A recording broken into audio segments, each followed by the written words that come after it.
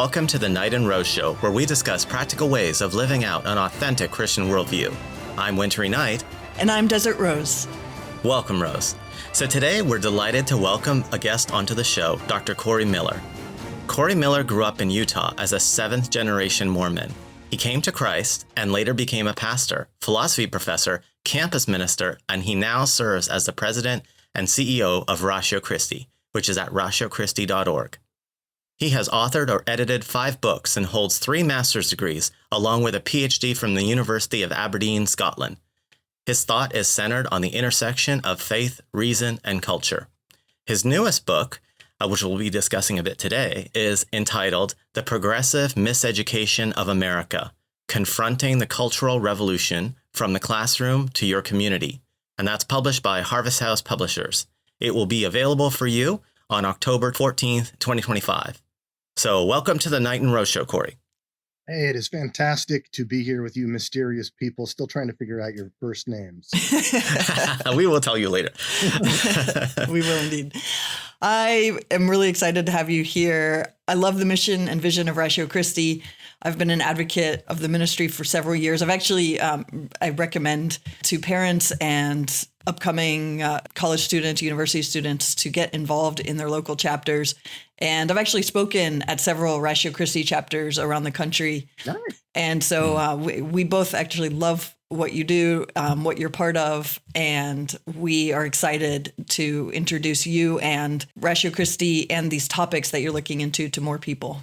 So, yes. Thank you. Fantastic. Love it. Yeah, same for me. Like I've been involved with Ratio Christi, but more from the hidden side, where I have friends who run the chapters and they invite speakers out and they give me the bill. But it's awesome because I love those speakers. And this is, how I built up my faith as a college student as well. So I really love the mission.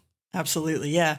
So today we'd love to talk to you about what's going on at the university and how it affects Christians and how we might take action and get involved or better equip ourselves to know what's going on. Let me start by asking you this. So your work is focused on promoting Christian truths within the university using evidence. Why should Christians care about the university as a mission field? Well, what separates Ratio Christi from every other apologetics ministry is location, location, location, as the realtor says. Right. We serve at the most influential institution shaping civilization, not just Western civilization, but all civilization. 1 out of 3 presidents, prime ministers, or dictators, if you will, got an academic degree from a U.S. university. That's 1/3 of the world. That's huge. Mm-hmm. Our universities are so influential, as goes the university, so goes the culture, as goes the U.S. university, so goes the world. And that's no exaggeration. And a lot of people, when I say that the university is the single most influential institution shaping civilization or even U.S. culture, many Christians want to push back on that and say, no, the church is. Well, let me just fill you in on a stat from last month. For those who go to church weekly, it's 30% of Americans. If you want to say almost weekly, it's 37%. But if you look at those who are enrolled in college among 18 to 24-year-olds, it's 37%. Wow. And how many sermons are you going to get in a year if you go every single week? You're going to get 52. You get 60 plus sermons in the first month of your freshman year. So tell me who has the ear of the undergrad, and tell me why in all of our sociological demographics, we find the radicalized demographic Gen Z. The closer you are to the epicenter, the worse it is. It's not hard to figure out where the influence is coming from. Yeah, definitely. Such a good point. It's. I was talking to a friend this morning who was saying, we do seem to be having a lot more Christians are having a lot more children than atheist, secular people on average. And yet we are having babies, birthing them, feeding them, sheltering them, and then sending them over to the secular camps to be indoctrinated with lies, to be shaped and discipled into a different worldview, to be apostatized. Yeah. It's really tragic and sad. Mm-hmm. Yeah, and it's not, we're looking at the worldwide demographic right now in the West, right? The replacement rate. Korea is literally one generation away from being 50% of their population. Japan is 2 generations away. The United States is 3 generations away. You're supposed to be at 2.1 births per mother to replace yourselves. We're at 1.6, I think.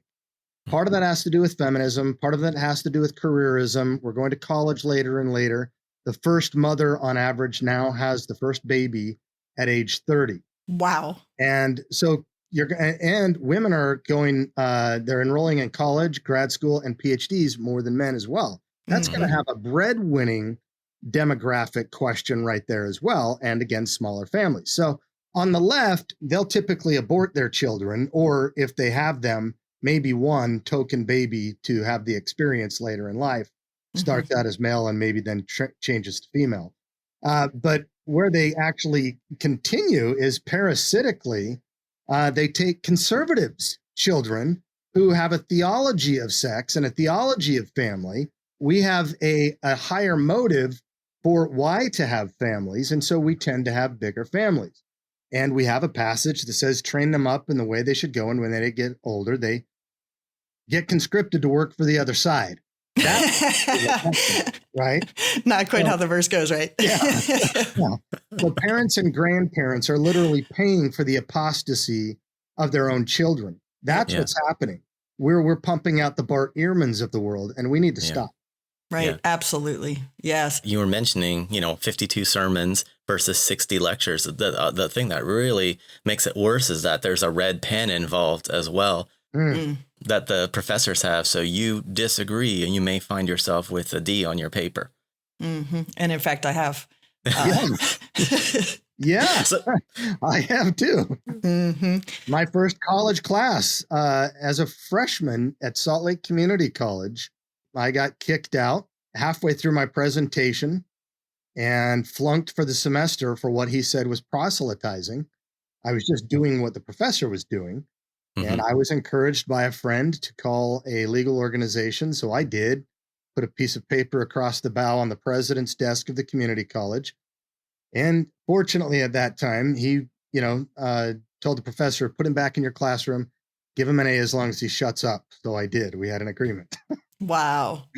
Yeah, exactly. I had 2 experiences. I didn't become a Christian until my senior year of university. And I took a class in the divinity school of this well-known university. Where? That actually, Duke University. It actually started as a Methodist school. And I defended a traditional, historic, biblical perspective on men and women's roles being complementary, but not identical. And I was given a D and told that it was because no thinking human being in this day and age could possibly believe such nonsense. It had nothing to do with how well I had defended my paper, my thesis statement or anything like that. Then I went on to graduate school at a secular university, University of Missouri, and received a D for comparing Jesus of Nazareth as a philosopher to Epictetus. I know I'm saying his name wrong, but the philosopher, yes. And I was given a D for not proving that Jesus lived because he said no thinking human thinks that Jesus actually lived. You didn't prove it. Well, nobody else had to prove that their philosopher lived. So anyway, this is how it's going. And you know all about this, these experiences of the challenges that you face. You've shared some of your experiences about both you and your ministry facing cancellation and challenges to protected freedoms. Tell us about those experiences and what you've taken from them.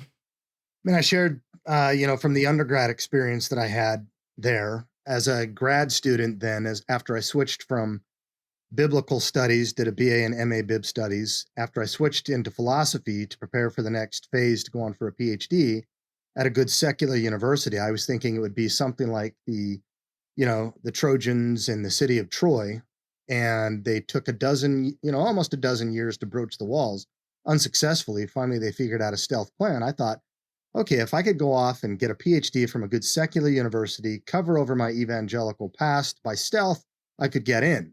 And so I get into Purdue University, and 6 weeks into it, I'm getting prank calls at 3:00 in the morning mocking me for my faith. And in the first semester, I had a distinguished professor of philosophy, a Marxist, in a Marxist class, put a permanent note in my file that I'm delusional and schizophrenic. And holy cow. One of my friends got kicked, or one of my classmates got kicked out of the class that semester for burglary. Another one has since gone on and written 4 books on anarchy, but I've received calls from Texas congressmen to do a character assessment on this guy because he's an anarchist and has doxed the police chief's wife. And so the attorney general in Texas is after him. All this stuff was happening early on. And finally, I lose my first PhD attempt at Purdue University for That's crazy. having too much of a faith perspective in my 5th year when I was all but dissertation. And then simultaneously, I'm teaching philosophy and comparative religions at Indiana University down the road about an hour. And I had a former pastor who turned gay who charged me with creating a suicidal environment. Wow. Because even though I use only atheistic text to guard myself from my supervisors, Yeah. at a certain time, I usually come out of the closet and self-identify as a believer and tell my students I think that Christianity is intellectually superior to all competing worldviews, and I'm an apprentice of Jesus, but I've given you all and only atheistic, top-of-the-line scholars so that you could get an education, not just an indoctrination like you're typically used to. Excellent. And because when we talked about human sexuality, the author trashed the Bible and anything that doesn't court with homosexuality. So I gave a natural law biomedical argument from harm, and he whined as a victim, took it all the way up to the very top, and they were going to dismiss me. But 2 of my atheist students who had recorded all my lectures threatened the university that if they did not even listen to my lectures and punished me anyway, because they said I did nothing wrong, then they would leave IU and go to Purdue, a free thinking university. So with their help and with Alliance Defending Freedom, I got exonerated. Nice. But I've been canceled 3 or 4 other times, disinvited from campus ministries with names you have heard of, boycotted by them, sent away from Christian seminaries. Wow. Most of these cancellations happened from quote unquote believers who are, I would rather have one of my atheist colleagues like Peter Boghossian on my side right now in this cultural revolution than I would with many Christian influencers. Yeah. I think a lot of Christians, like in my case, I was trying to run those calculations when I was young, thinking about how do I have an influence, but because I'm coming from a non-Christian home, I don't have, super productive siblings and a big network of friends. What decisions should I make given that if I fall, that's it? And so that's one of the reasons why, like I went with the alias. But I think every Christian has to start making plans and decisions to think about cancellation, about guarding their supply lines and, having power enough to be able to resist this. So maybe you want to say something about that, or we go on to another question. When Desert Rose brought up earlier about her undergrad being Duke, well, we now have a covert operation that we are trying to fund PhD students to get into top 100 universities. Excellent. And we have code words for their groups that they meet under. Yeah. And then the whole focus is starting Christian PhD student only ministries at the top 100 universities so that they can then infiltrate back into those universities. And our first graduate, who became a Christian at Princeton University, went through Baylor in philosophy, and he now graduated and is faculty now at Duke. Excellent. We have to look at diversity statements and plan accordingly. So we work on those. Yeah. Right. I love this so much, just quickly before the next question, because it's so practical. Your approach doesn't say, well, aliases are stupid. You should just stand up in front of the machine gun. It's so dumb. I'm coming from the early involvement in the intelligent design movement. Like I was involved in learning about it, going to their conferences, and sometimes helping a little bit on the very side. And so for us, that's our, for them, I should say, that is their bread and butter is if I say anything, I'm going to get canceled. Anyway. I also love that you made natural law argument regarding sexuality. I encounter so many Christians who say, well, we should just quote the Bible, only quote the Bible to people who don't believe the Bible is the authoritative word of God yet.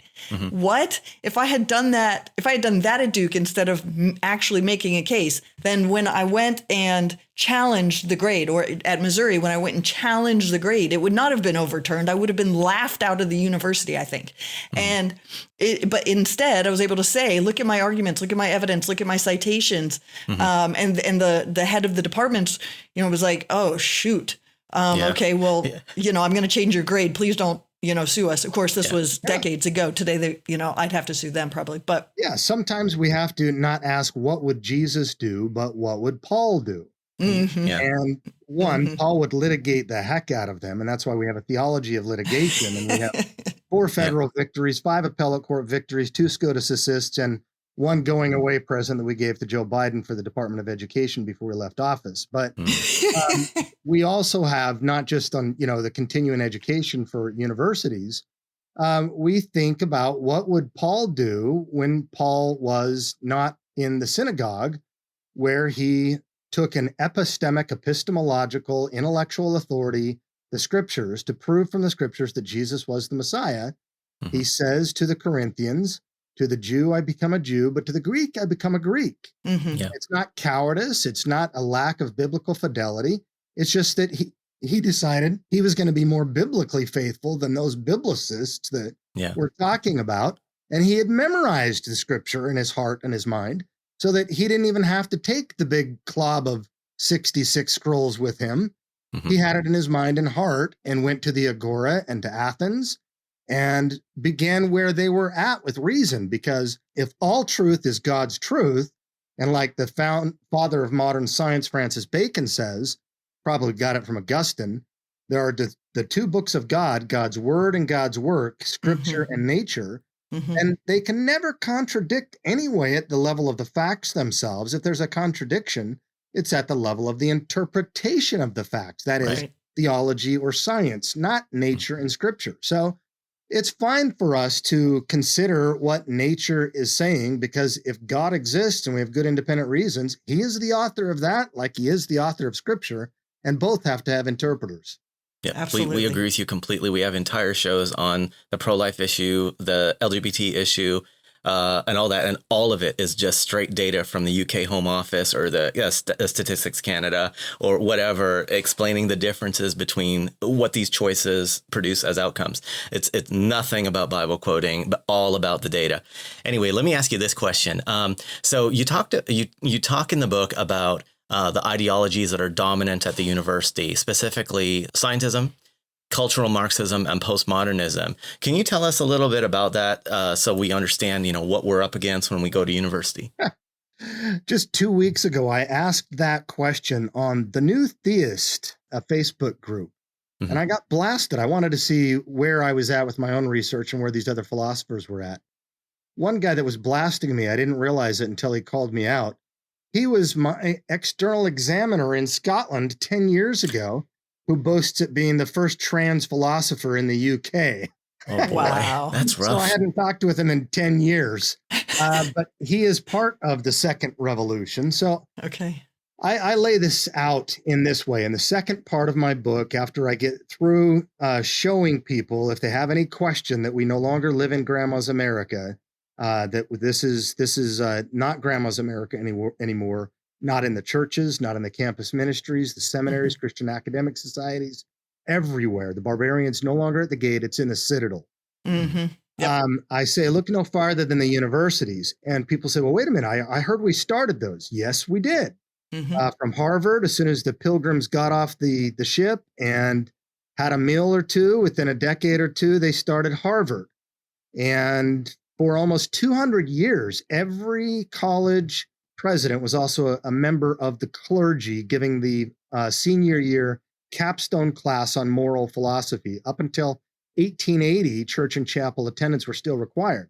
Well, what happened? Revolution number 1 ensued.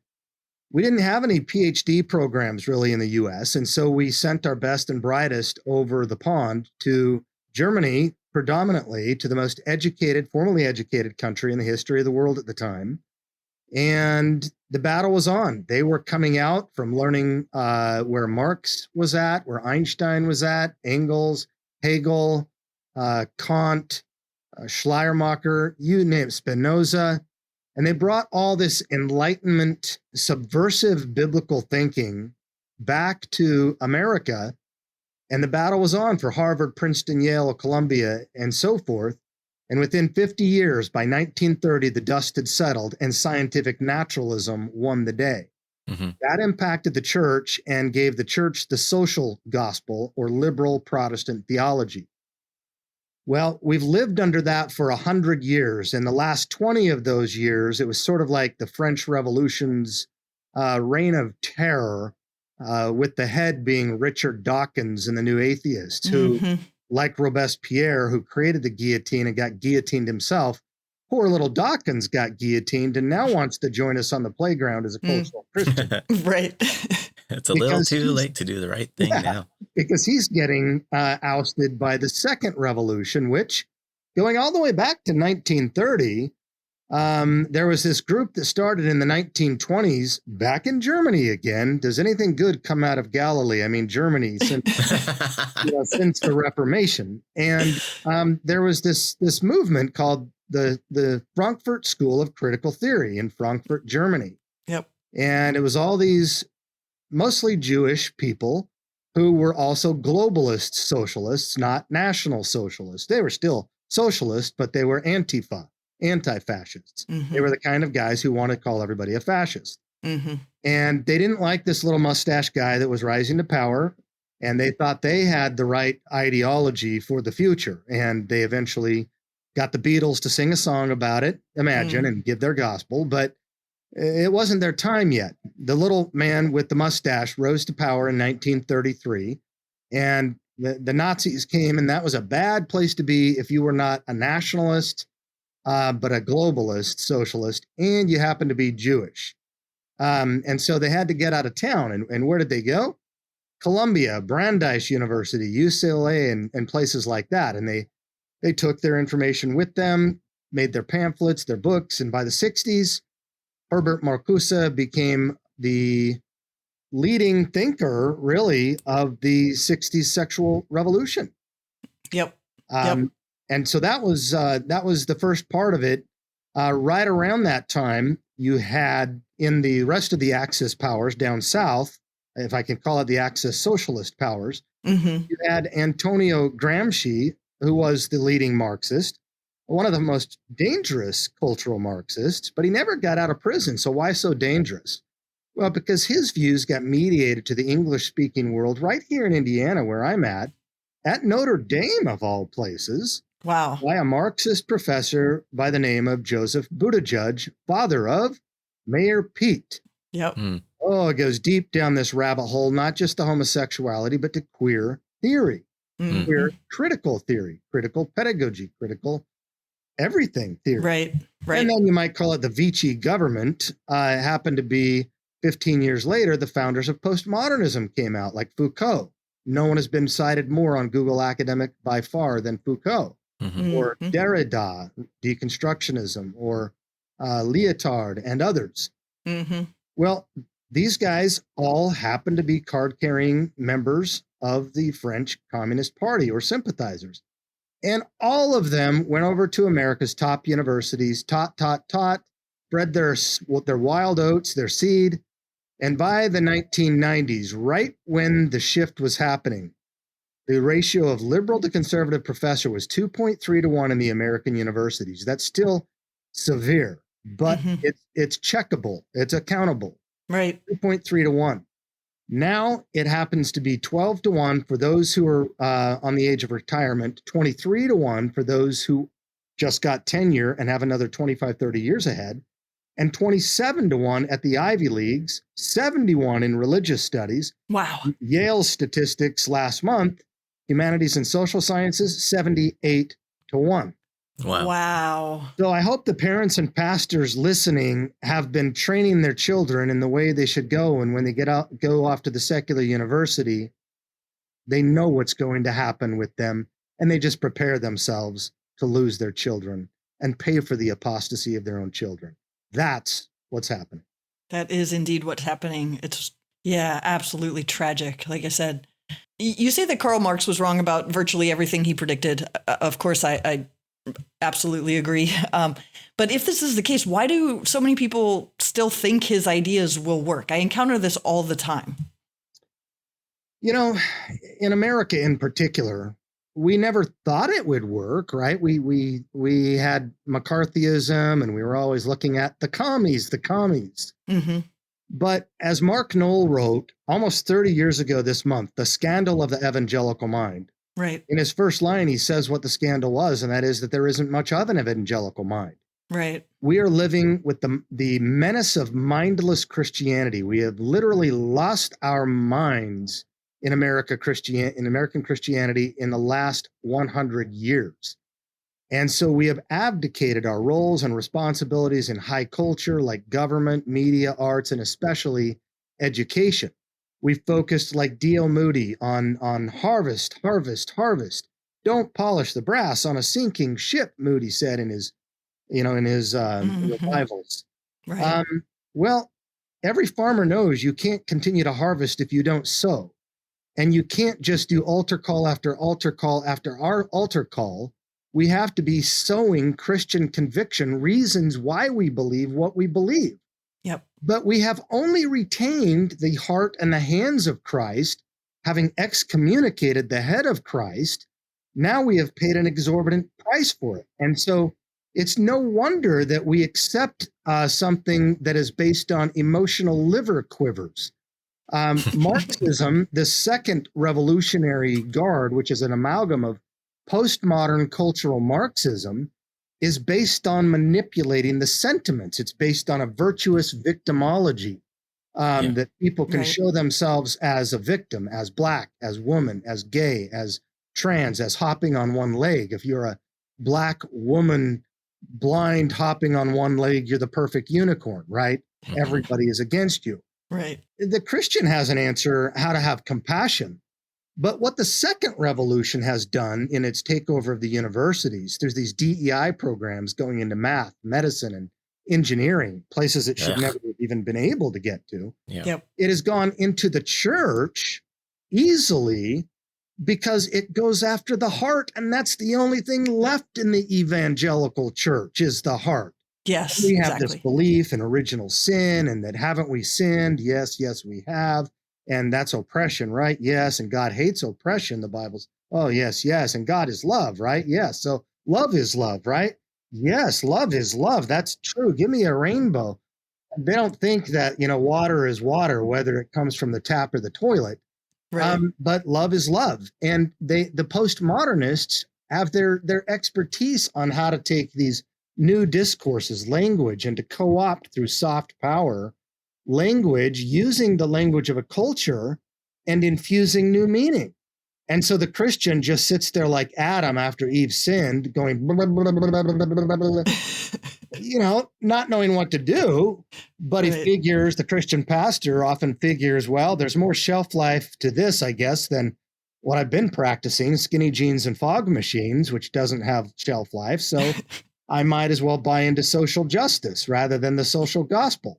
And so they buy into Marxism. And I kid you not, when Peter Boghossian, my arch enemy philosophically, who wrote the book, A Manual for Creating Atheists, when he invited me in 2019, before Floyd happened, before COVID happened, to lecture in his atheism seminar at Portland State University, and then took me out to lunch after and offered an alliance with me. And I said, okay, but you remember, this is your guys' fault.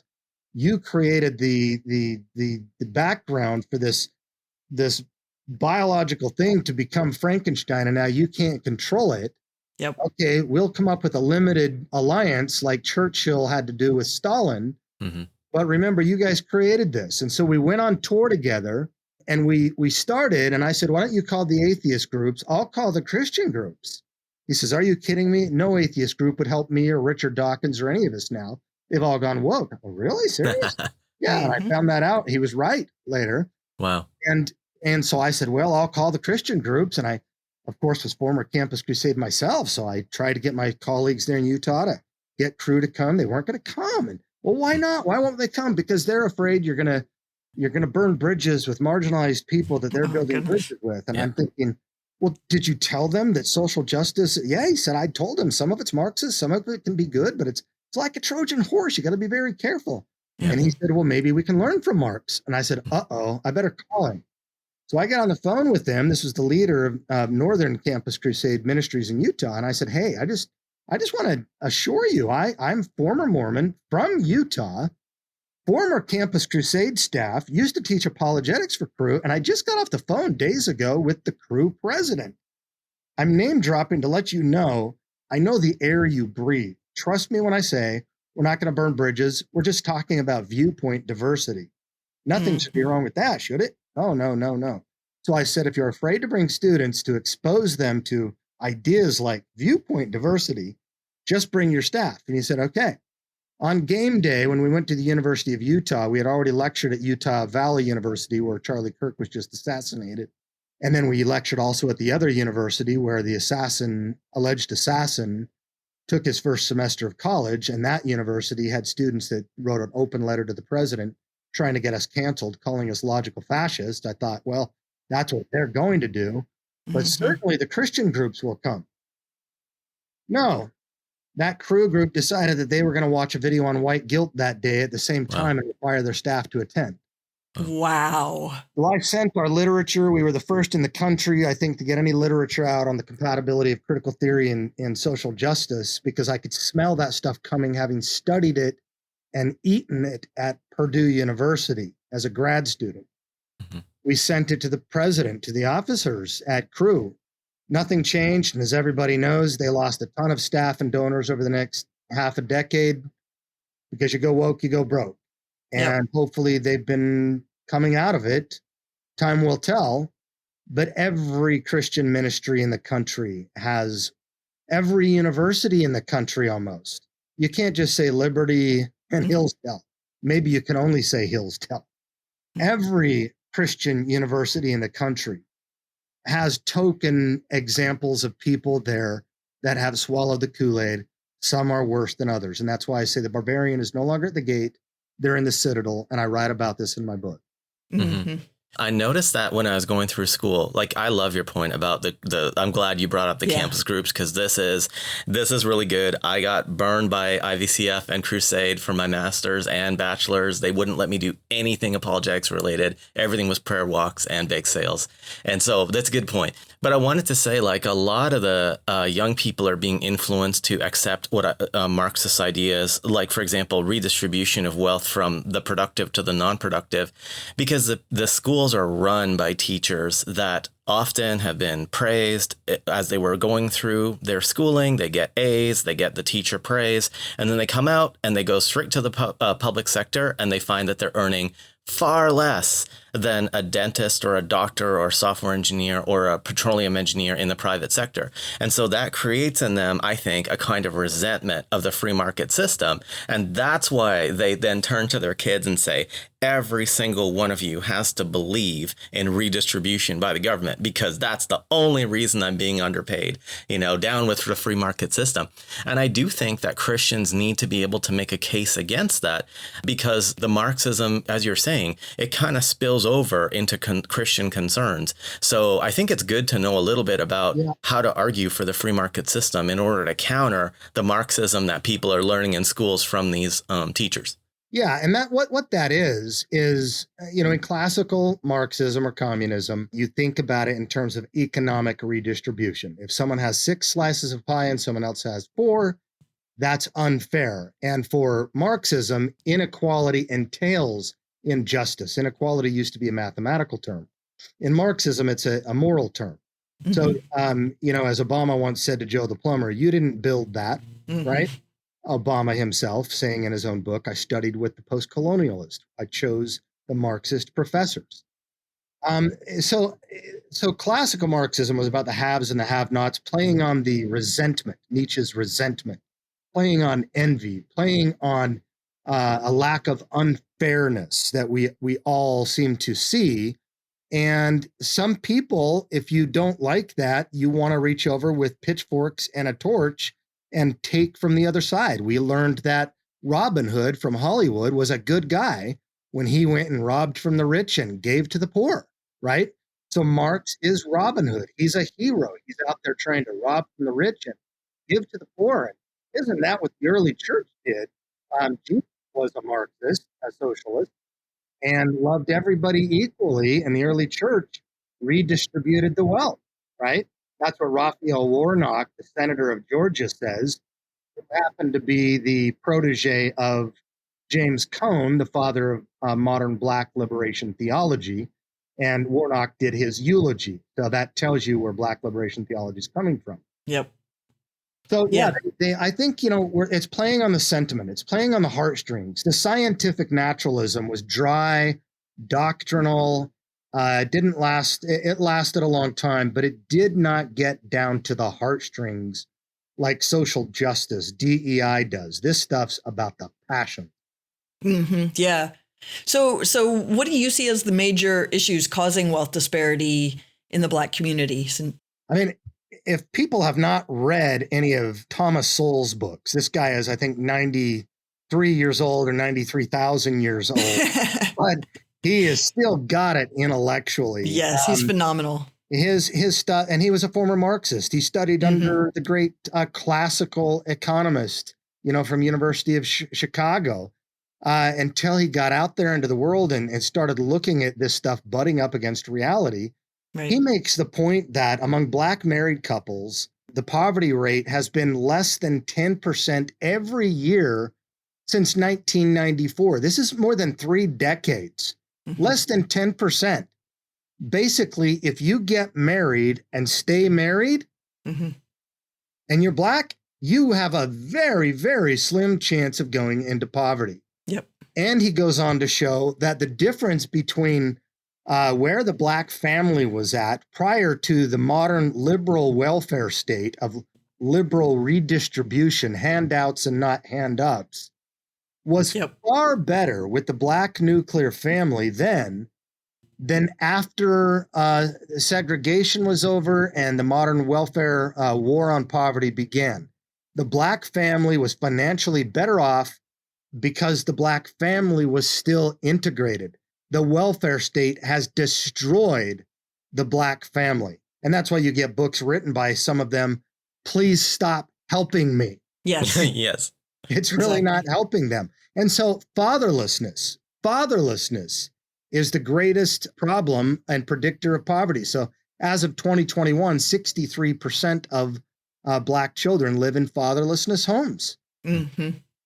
And you may recall the Smithsonian came out with a list of attributes or habits or such that are evidence of whiteness a few years ago. And they named things including the nuclear family. That's evidence of whiteness. So we need to throw off the whiteness. Hard work. Talk about racist. Oh my goodness. Hard work is whiteness. Are you kidding? Right. Being on time, having respect for authority, getting an education. These are all evidences of whiteness. They need to be rejected.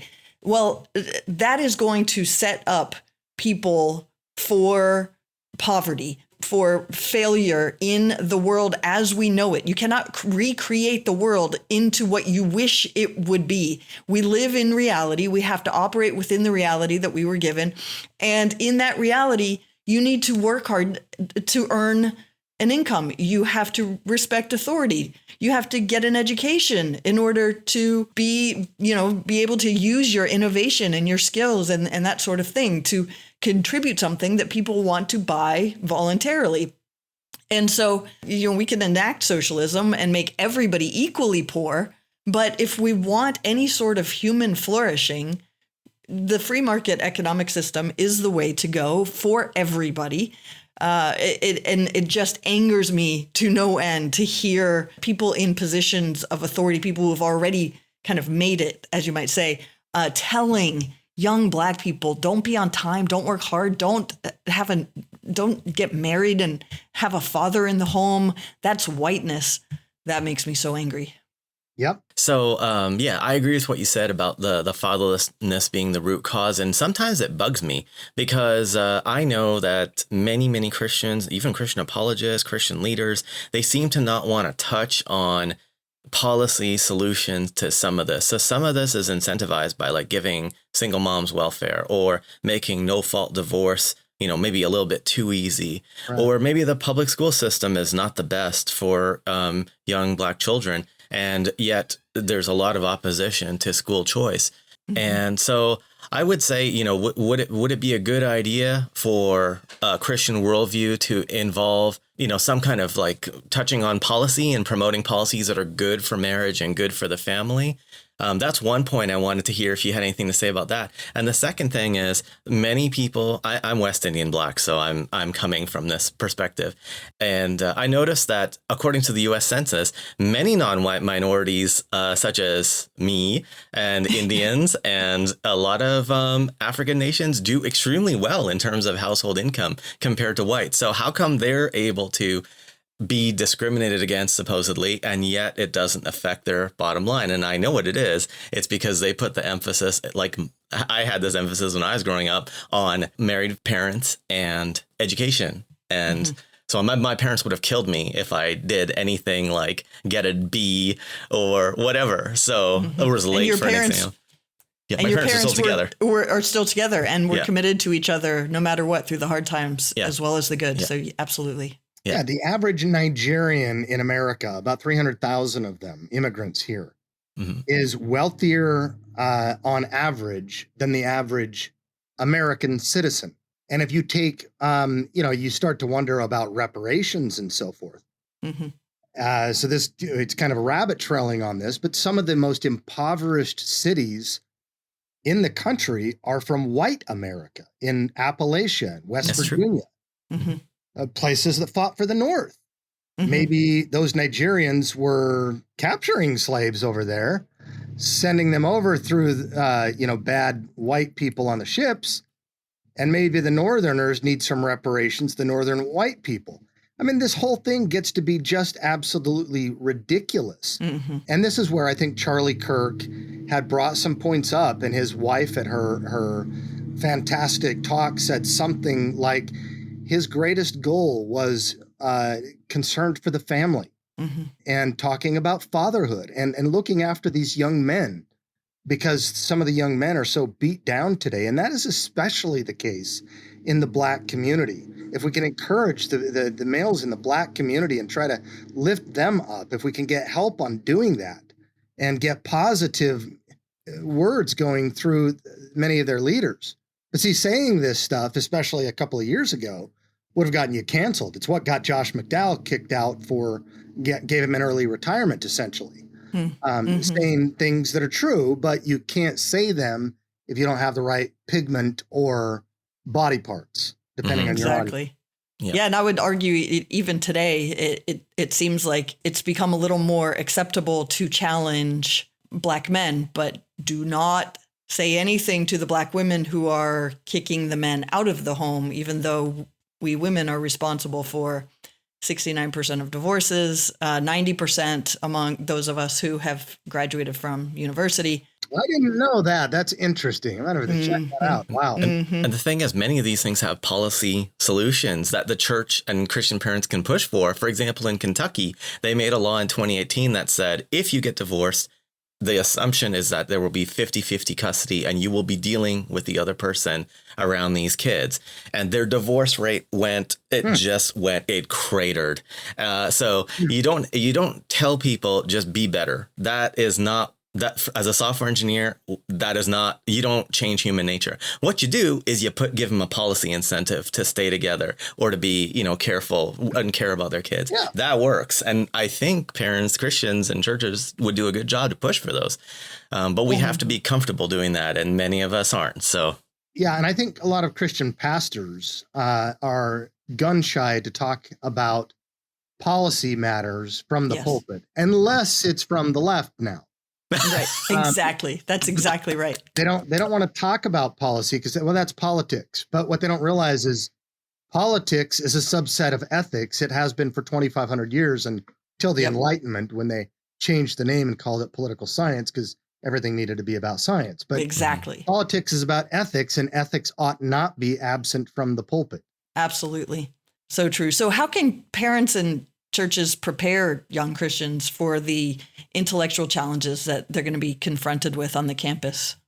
Yeah, Paul talked about false philosophy, beware of false philosophy, but you can't beware of false philosophy if you're not aware of it. If parents and pastors aren't aware of the subtle philosophies running through culture, they can't prepare them. They just can't.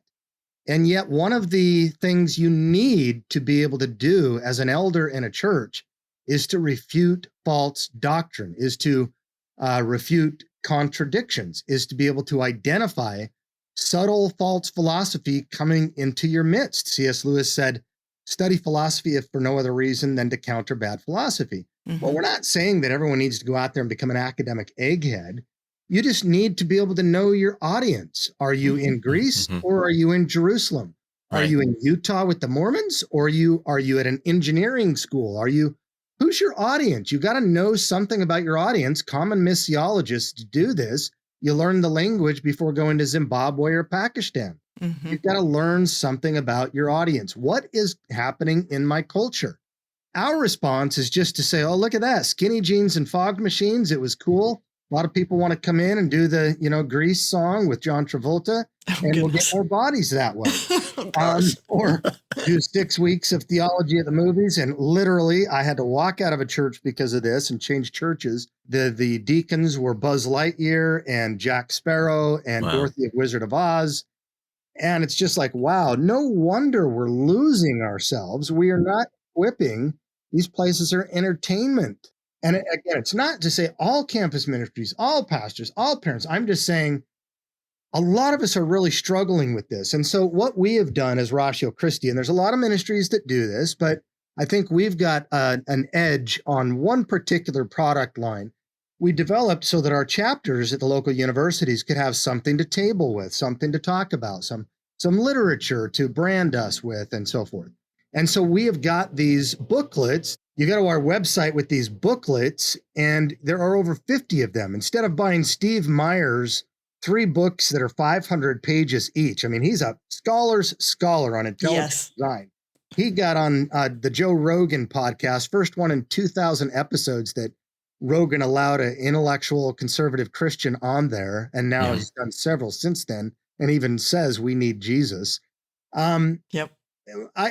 We told Steve, no one's going to want to read your stupid 500-page book. Give us that in 25 pages. We'll wash your mouth out with editorial soap and get it down to 11th grade reading level. And we did totally that. Awesome. We have all 3 of his books now in booklets at 11th grade reading level, 25 pages, digital or printable. And you can just give us your email on our website, and you can have all of them free for download. I love it. Or EPUB versions, you'll pay a little bit, but you can then see them on your iPhones. Yeah. Or if you wanted to print them out and use them for your apologetics grad courses like Sean McDowell does, or use them on economics, socialism, capitalism, and free market economics and fascism, like one Purdue professor over here does. Look, high schoolers use these, homeschools use these, youth pastors, education pastors. These things are right. Everything from the problem of science, the problem of evil and suffering, the reliability of the scriptures, all the way to race, class, sex, gender, ethnicity. If you think about the topic, we've got it by a Christian scholar in that area. And when it comes to the cultural apologetics ones on the trans, they not only have a PhD, but they were former trans. Wow. Yep. Nice. They not only have a PhD or are working on it, but they're gay. And in this case, she's Black and former gay. Okay. The one on Is Christianity a White Man's Religion? The author's got a doctorate and is former Black, and he's currently Black too. I was wondering where you're going with that. All of that for lived experience, to appeal to the epistemology of those in race, class, sex, gender. But those things make it easy. You don't have to go read a whole big scholarly book. You can raise your kids and train them for what's coming down the universities by the best in the Christian conservative thought world in all of these categories. That's what I love about Ratio Christi. You guys are always choosing the best people, Meyer and Craig, and for your materials, and then touching widely. Economics, sure. Science, apologetics, great. Bible, scripture reliability, resurrection, it's all there. And I just love it because you engineer the solution that you're looking for by making the right tools. Let me ask you a related question, because because I have talked to Frank Turek about this, and he says that the problem of encountering sex, drugs, and partying on the campus can often be bigger or equally big to these intellectual issues that you just talked about. So how can Christian parents and churches prepare their students for what they will find in those areas on the college campus? It really is a double-edged sword. On the one hand, you've got Friday night frat row, and everybody wants to do it because all your roommates are doing it, even those who have come from youth groups. But the youth pastor's not around, the parents not around, the other Christian friends are not around. So they want to party, but they don't do it because they've got these convictions until they get 60 lectures in that first month. And then suddenly their convictions are undermined. And so they go off to parties, and that starts to now add to their rationalization why they don't believe these things anymore, because now they want to do this stuff and they've already succumbed to moral failure or something like that. So the first thing is not to isolate them from drugs and sex and things like that. It's to educate them, inform them, kind of inoculating them with the flu shot. You need to give them a little bit of the flu. You need to encourage them. I take my own kids. I do evangelism with them. I'll take them through Lee Strobel or Turek books or whatever. I will challenge them with certain things that are coming off of TikTok, and I'll ask them to try to disprove what it's saying. Nice. Yeah. I want them to do. I don't keep them isolated. I know a lot of parents want our kids to be isolated throughout homeschool, and I get why, or Christian school. But I'm telling you, my kids learned the F-bomb first at the Christian school, not at the public school. Wow, interesting. And one had the worst experience at a Christian school too. So it's different in different places. Christians ought to be following the Holy Spirit on this. But when it comes to high school, just before they leave and go off to college and you don't have them there anymore, give them a little leash. I personally am a proponent for my kids to go to the secular school when high school is there, so that I can interact with them for 4 years on what they're going to learn. Talking about what they're learning. I know what they're going to learn. My daughter's an elementary ed major at Purdue right now, and I see all of her syllabi.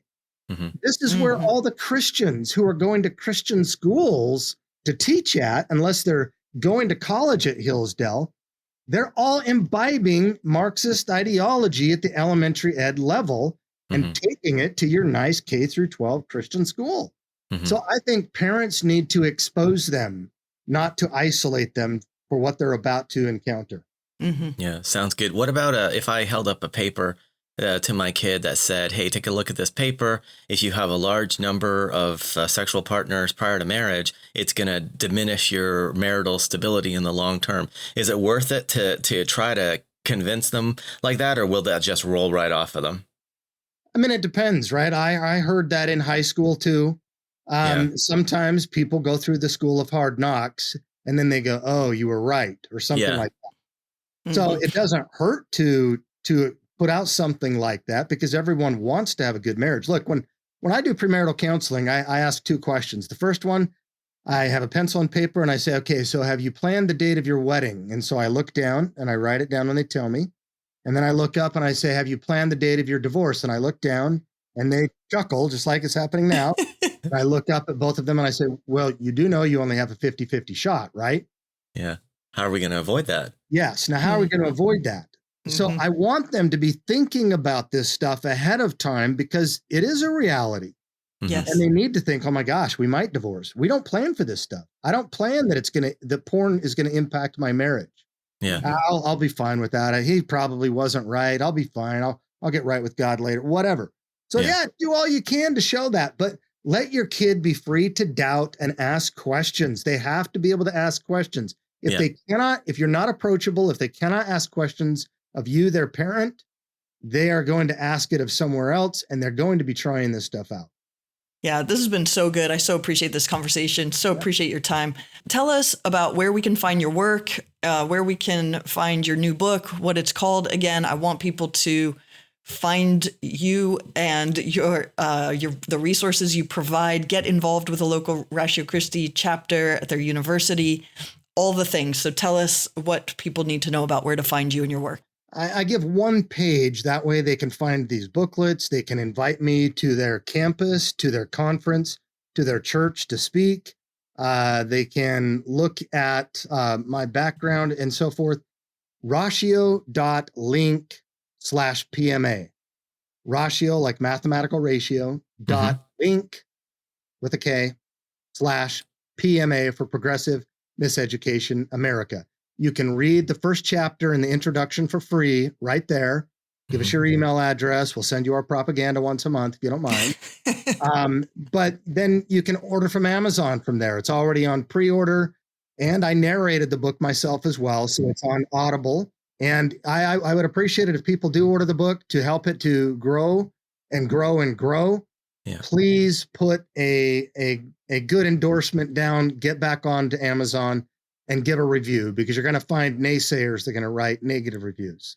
Yeah, I would say you are the person with your finger on the pulse of what happens to Christian students at the university more than anybody else. And I really think you are talking about the best answers to the problems that we're going to face. Not that you are not that you're Stephen Meyer, not that you're William Lane Craig, but that you are leveraging the best people and the best arguments to talk about the broad spectrum of things that the Christians encounter at the university.